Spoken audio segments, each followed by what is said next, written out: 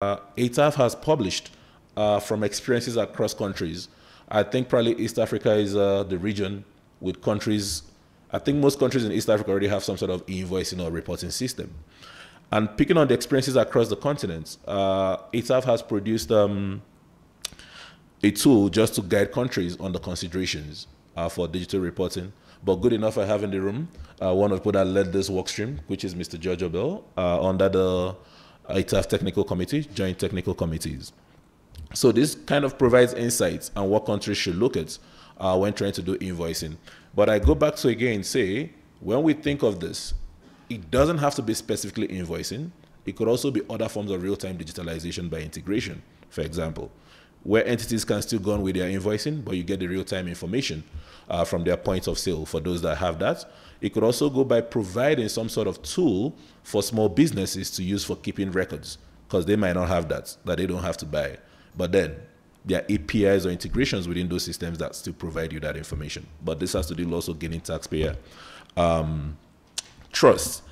And beyond this tool, ATAF has a work stream which the African Development Bank is supporting, what we call the ITAS project, but with the bigger picture of what we call the African Tax Technology Innovation Hub. Because we're seeing, and I think this came across in the opening remarks about peer learning and how do we make it easier for countries, because we're all at different levels. The idea of the Innovation Hub is to take technologies across the continent from membership and pull resources together in terms of human resource, be it programmers, be it business people, and figure out how we make that open and easier for other countries to adopt so they don't have to build afresh. This goes beyond building an complete ITAS system with models. These are things as simple as having a tool for compliance risk management or assessments.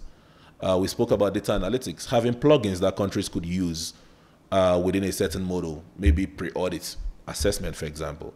But whatever innovation within taxation in terms of digitalization and looking forward on technology will be done through that hub. And currently we have an ongoing feasibility study being supported by the bank. And we're looking forward to finalizing all those and then moving on with establishing the hub itself and having different work streams. By end of this year, first quarter of next year, one of the first work streams under that idea would be done, which is developing an EOI tool, for example, for African countries to use in exchange of information. But looking at what has happened again within digitalization and country, I spoke about South Africa and what has been done. South Africa started with integration, but again, this is a case of where you see an environment where there's already some sort of footprints. I always tease people that in South Africa, if you sneeze, you need your 13-digit ID. If you breathe, you need your 13-digit ID. For some of us, it's easy to go online and probably order something on Amazon, Shein, wherever.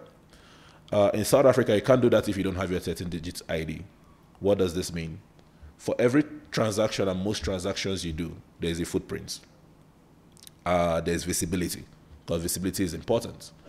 And with that, they've fed enough data to the systems and through machine learning and have an algorithm where they don't need human intervention to process VAT filing. And from the report we got in 2023, they were able to process about 3.9 million out of 4.3 million returns without any intervention, without having any human intervention by the system.